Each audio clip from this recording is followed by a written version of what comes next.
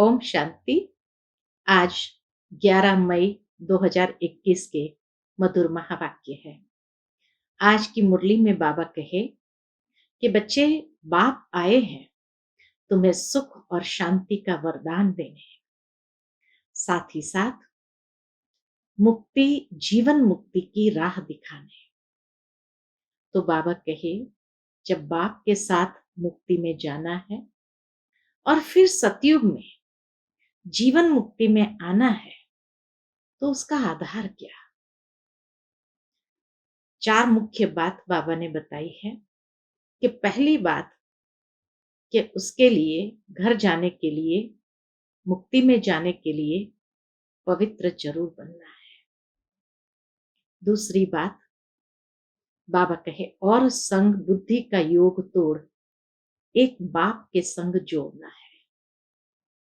तीसरी बात बाबा ने कहा कि बच्चे, सदा श्रीमत पर चल अपने जीवन को श्रेष्ठ बनाना है। और चौथी बात बाबा ने कहा, आत्म अभिमानी बनना है।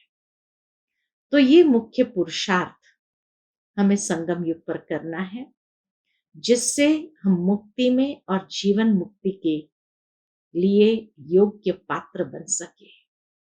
साथ ही साथ आज की मुरली का गीत है, नैनहीन को राह दिखाओ प्रभु जी। तो आज बाबा कहे, बाबा ने तुम बच्चों को ज्ञान का तीसरा नेत्र दिया है, जिससे तुम अपने 84 जन्म को जान लेते हो और उसी आधार से अपने भाग्य को श्रेष्ठ बनाने के पुरुषार्थ में लगते हो। तो सुनते हैं बाबा के मधुर महावाक्य। ओम शांति। मीठे बच्चे, सुख शांति का वरदान एक बाप से ही मिलता है, कोई देहधारी से नहीं। बाबा आए हैं तुम्हें मुक्ति, जीवन मुक्ति की राह दिखाने। प्रश्न है, बाप के साथ जाने और सतयुग आदि में आने का पुरुषार्थ क्या है? उत्तर है, बाप के साथ जाना है तो पूरा पवित्र बनना है, क्योंकि परमधाम में कोई भी अपवित्र आत्मा तो जा नहीं सकती। सतयुग आदि में आने के लिए और संग बुद्धि योग तोड़ एक बाप की याद में रहना है। दूसरा, आत्म अभिमानी जरूर बनना है। और तीसरी बात, एक बाप की मत पर चलेंगे तो उच्च पद का अधिकार मिल जाएगा। आज की मुरली का गीत है, नैनहीन को राह दिखाओ प्रभु जी। ओम शांति। यह गीत किसने गाया? बच्चों ने, क्योंकि बाप तो एक ही है, उसको ही रचयिता कहा जाता है। रचना रचयिता को पुकारती है। बाबा ने समझाया है, भक्ति मार्ग में तो तुमको 2 बाप है, एक लौकिक, दूसरा है पारलौकिक। सभी आत्माओं का बाप एक ही है। एक बाप होने से सभी आत्माएं अपने को ब्रदर्स कहते हैं, उस बाप को पुकारते हैं, ओ गॉड फादर, ओ परम पिता, रहम करो, क्षमा करो। भक्तों का रक्षक एक भगवान ही है। पहले पहले तो ये समझना चाहिए।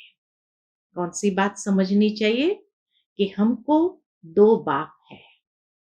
अब पारलौकिक बाप तो सभी का एक है, बाकी लौकिक बाप हर एक का अलग अलग है। अब लौकिक बाप बड़ा व पारलौकिक बाप बड़ा। लौकिक बाप बड़ा व पारलौकिक बाप बड़ा। लौकिक बाप को तो कभी भगवान व परम पिता नहीं कहेंगे। आत्मा का बाप एक ही परम पिता परमात्मा है। आत्मा का नाम कभी बदलता नहीं है। शरीरों का नाम बदलता रहता है, आत्मा का नाम कभी बदलता नहीं। शरीर का नाम बदलता है, आत्मा भिन्न भिन्न शरीर ले पाठ बजाती है, अर्थात पुनर्जन्म लेती है। आखिर भी कितने जन्म मिलते हैं? सो बाप ही आकर समझाते हैं, बच्चे तुम अपने जन्मों को नहीं जानते हो। बाप आते ही भारत में है, उनका नाम शिव है। समझते भी है शिव परमात्मा है। शिव जयंती व शिवरात्रि भी मनाते हैं। वह निराकार है, जैसे आत्मा भी निराकार है। निराकार से साकार में आते हैं पाठ बजाने। जैसे आत्माएं परमधाम से निराकारी दुनिया से आती है साकारी दुनिया में पाठ बजाने, तो बाबा कहे वैसे ही शिव बाबा भी निराकार है और उस निराकारी धाम से साकारी दुनिया में आते हैं पाठ बजाने। अब निराकार शिव तो शरीर बिगर पाठ बजा ना सके। मनुष्य इन बातों को कुछ भी नहीं समझते कि अगर परमात्मा साकारी दुनिया में आएंगे तो फिर शरीर कौन सा लेंगे। तो बाबा कहे मनुष्य इन बातों को कुछ भी नहीं समझते हैं, नयनहीन है। यह शरीर के दो नेत्र तो सबको है, तीसरा ज्ञान का नेत्र आत्मा को नहीं है, जिसको दिव्य चक्षु भी कहते हैं। आत्मा अपने बाप को भूल गई है, इसलिए पुकारते हैं नयनहीन को राह बताओ। कहां की राह? कहां की राह बताओ? शांति धाम और सुख धाम की। सर्व का सदगति दाता सतगुरु एक ही है। मनुष्य मनुष्य का गुरु बन सदगति दे नहीं सकता। न खुद सदगति पाते हैं न औरों को देते हैं। जब खुद को ही नहीं मिलती तो औरों को कैसे दे सकेंगे। एक बाप ही सर्व का सदगति दाता है, तो एक बाप ही सर्व को सदगति देते हैं। उस अलफ बाप को ही याद करना है। बाप समझाते हैं कोई भी मनुष्य मात्र मुक्ति, जीवन मुक्ति, शांति और सुख सदा काल के लिए दे नहीं सकते। ये भी कायदा नहीं है कि कोई इंसान, कोई मनुष्य किसी को सदाकाल के लिए सुख और शांति दे सके। सुख शांति का वरदान तो एक बाप ही दे सकते हैं। अवश्य ये सुख और शांति प्राप्त होना ये भी एक वरदान है जो परमात्मा के सिवाय कोई भी दे नहीं सकते।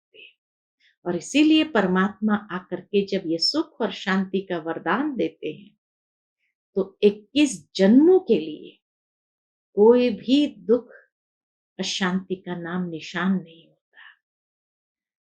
मनुष्य मनुष्य को नहीं दे सकते। भारतवासी सतो प्रधान थे तो सतयुगी स्वर्गवासी थे। आत्मा पवित्र थी, भारत को स्वर्ग कहा जाता है, जबकि आत्माएं पवित्र सतो प्रधान थी। तुम जानते हो बरोबर आज से 5000 वर्ष पहले भारत स्वर्ग सतो प्रधान था। इन लक्ष्मी नारायण का राज्य था। अभी कलयुग का भी अंत है, इसको नरक कहा जाता है। यही भारत स्वर्ग था तो बहुत धनवान था। हीरे जवाहरों के महल थे। बाप बच्चों को याद दिलाते हैं सतयुग आदि में इन लक्ष्मी नारायण की राजधानी थी, उसको स्वर्ग वैकुंठ कहा जाता है। अभी तो स्वर्ग है नहीं, यह बाप समझाते हैं। बाबा भारत में ही आते हैं। निराकार शिव की जयंती भी मनाते हैं। भारत में ही निराकार शिव की जयंती भी मनाते हैं, परंतु वह क्या करते हैं ये कोई नहीं जानते। हम आत्माओं का बाप शिव है, उनकी हम जयंती मनाते हैं, बाप की बायोग्राफी को भी नहीं जानते हैं। गाया भी जाता है, दुख में सिमरण सब करे, सुख में करे न कोई। पुकारते हैं, ओ गॉड फादर रहम करो, हम बहुत दुखी हैं। क्यों? क्यों दुखी है? क्योंकि यह रावण राज्य है। वर्ष वर्ष रावण को जलाते हैं ना, परंतु ये किसको पता नहीं कि 10 शीश वाला रावण क्या चीज है। हम उनको जलाते क्यों हैं? ये कौन सा दुश्मन है जो उनकी एफिजी बनाए जलाते हैं? भारतवासी बिल्कुल नहीं जानते। क्यों? क्योंकि ज्ञान का तीसरा नेत्र नहीं है। तब तो राम राज्य मांगते हैं। 5 विकार स्त्री में, 5 विकार पुरुष में है, इसलिए इनको रावण संप्रदाय कहा जाता है। यह रावण 5 विकार ही बड़े से बड़ा दुश्मन है, जिसका एफिजी बनाए जलाते हैं। भारतवासियों को यह पता नहीं पड़ता कि रावण है कौन। भारतवासी बिल्कुल ही नहीं जानते कि यह रावण है कौन जिसको जलाते हैं। यह रावण राज्य कब से शुरू हुआ यह भी किसको पता नहीं है। बाप समझाते हैं, राम राज्य सतयुग त्रेता, रावण राज्य द्वापर कलयुग। सतयुग में इन लक्ष्मी नारायण का राज्य था। इन्हों को यह राज्य कहां से कैसे मिला ये कोई नहीं जानते। ये समझने की बातें हैं। हर बात को बाबा कितना स्पष्ट समझाने देते हैं, हर बात के रहस्य को स्पष्ट करते हैं। रावण राज्य राम राज्य का भी रहस्य भगवान के सिवाय कोई भी इतना स्पष्ट समझा नहीं सकते।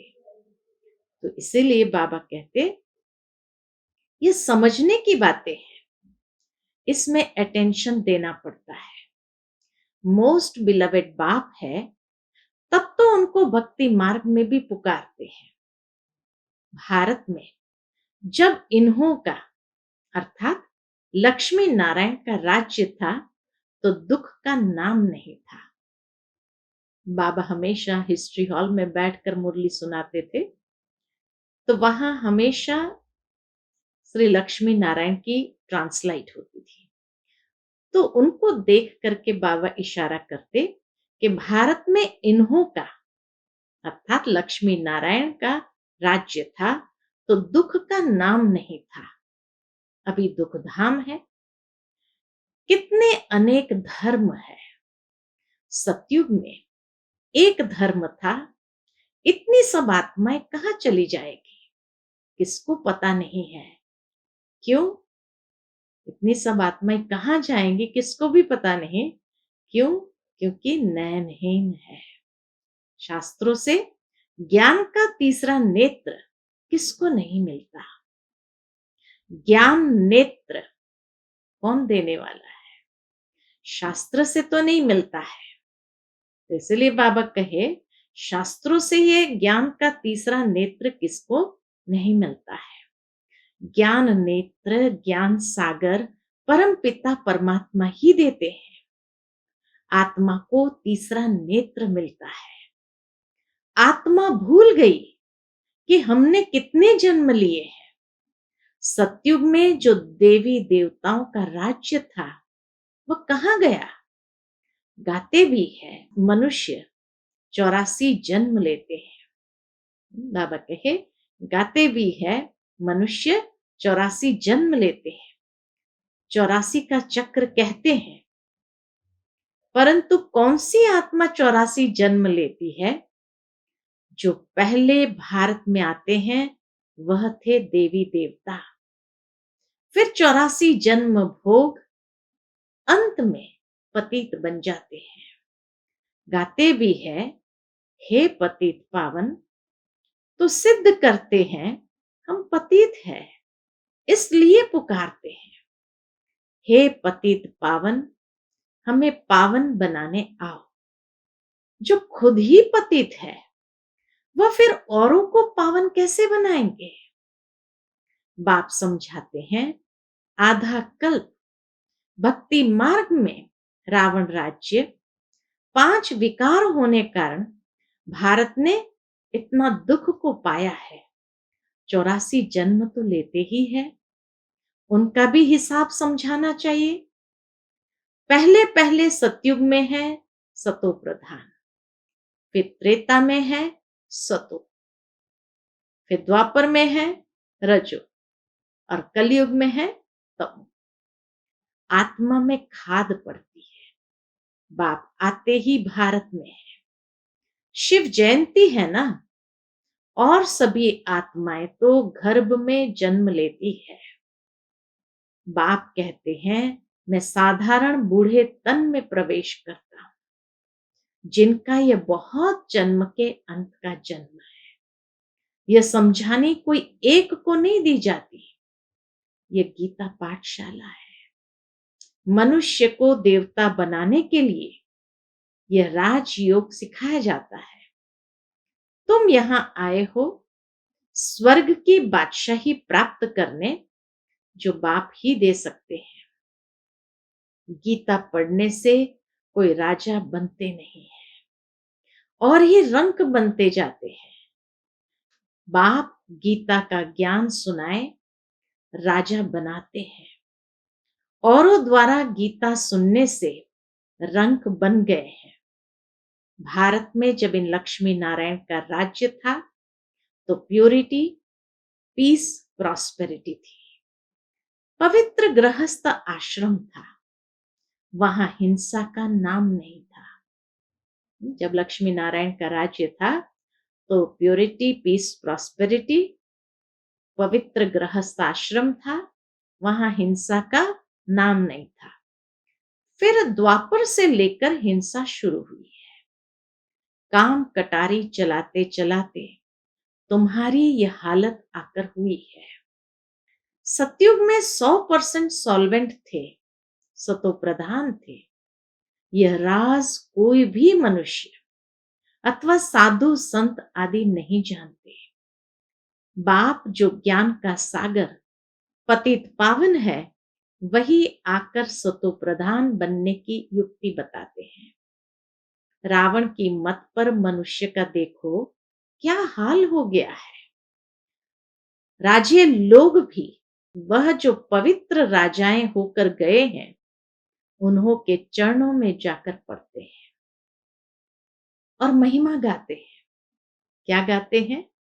राजे लोग भी द्वापर युग में, कलयुग में जो पवित्र राजाएं होकर गए हैं, उन्हों के चरणों में जाकर पड़ते हैं और महिमा गाते हैं। आप सर्वगुण संपन्न, हम नीच पापी है, हमारे में कोई गुण नहीं है।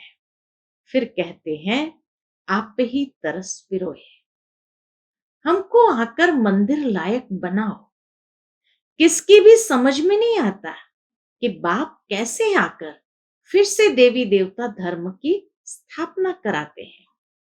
अब तुम समझते हो, हम सो देवी देवता धर्म के थे, हम सो क्षत्रिय वैश्य शूद्र बने, इतने जन्म लिए, अब 84 जन्म पूरे हुए हैं।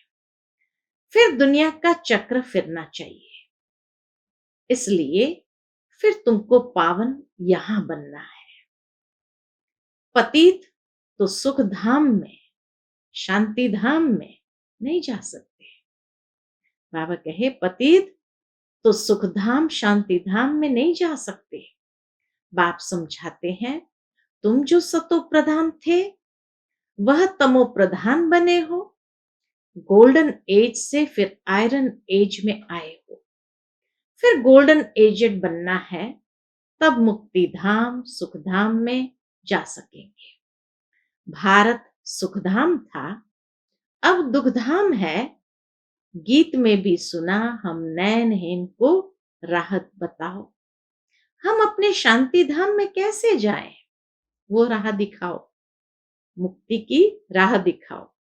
वो लोग तो कह देते हैं परमात्मा सर्वव्यापी है, फलाना अवतार है, परशुराम अवतार है। अब बाप परशुराम बन किसको मारते होंगे क्या? हो नहीं सकता, हो ही नहीं सकता। बाप समझाते हैं, तुमने इस चक्र में कैसे 84 जन्म लिए हैं। अब मुझ अलफ को याद करो। हे आत्माएं, देही अभिमानी बनो। मुख्य बात है, देही अभिमानी बनो।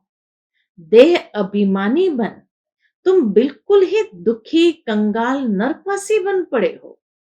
ये रियलाइजेशन कि द्वापर से जैसे जैसे हम देह अभिमान के वश हुए तो एकदम दुखी, कंगाल, नरकवासी बन पड़े। अगर स्वर्गवासी बनना है तो आत्म अभिमानी जरूर बनना है। आत्मा ही एक शरीर छोड़ दूसरा लेती है। अब 84 जन्म पूरे हुए हैं, फिर सतयुग आदि में जाना है। अब मुझे याद करो और संग बुद्धि योग तोड़ो।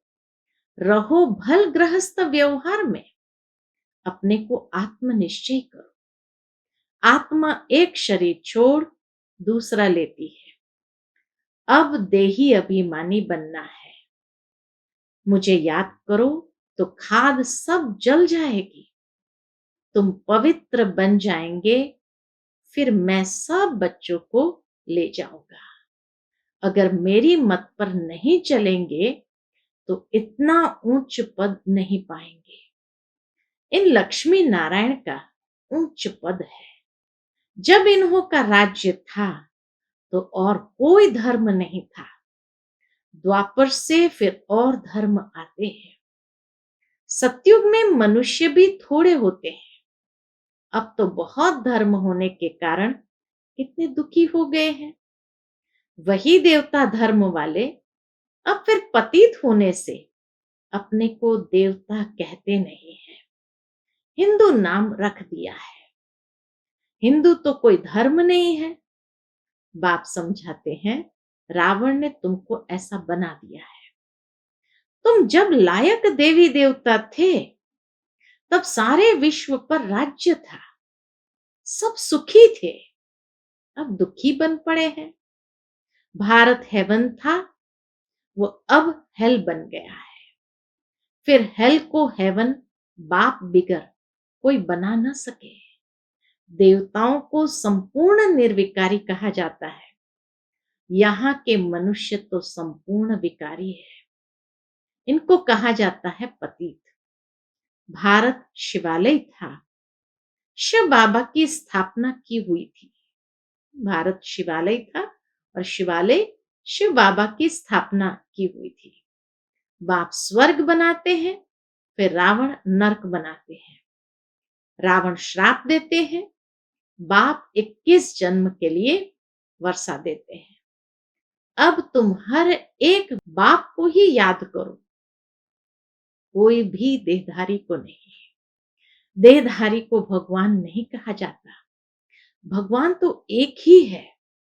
बाप तो बेहद का वर्षा देते हैं, फिर रावण श्रापित बना देते हैं। बाप तो बेहद का वर्षा देते हैं, फिर रावण श्रापित बना देते हैं।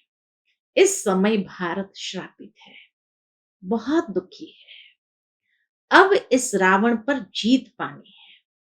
गाया भी जाता है, दे दान तो छूटे ग्रहण। विधि है, दे दान तो छूटे ग्रहण। रावण पर जीत पाने की यह विधि है। वह ग्रहण जो लगता है वह तो पृथ्वी पर परछाया है।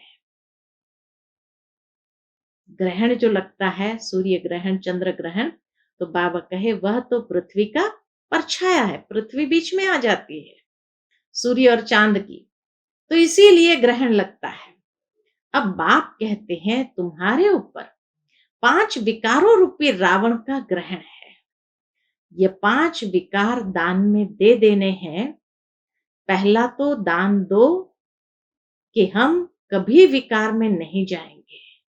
सबसे पहले ये प्रतिज्ञा करनी है, ये दान देना है कि हम कभी विकार में नहीं जाएँगे। ये काम कटारी ही मनुष्य को पतित बनाती है।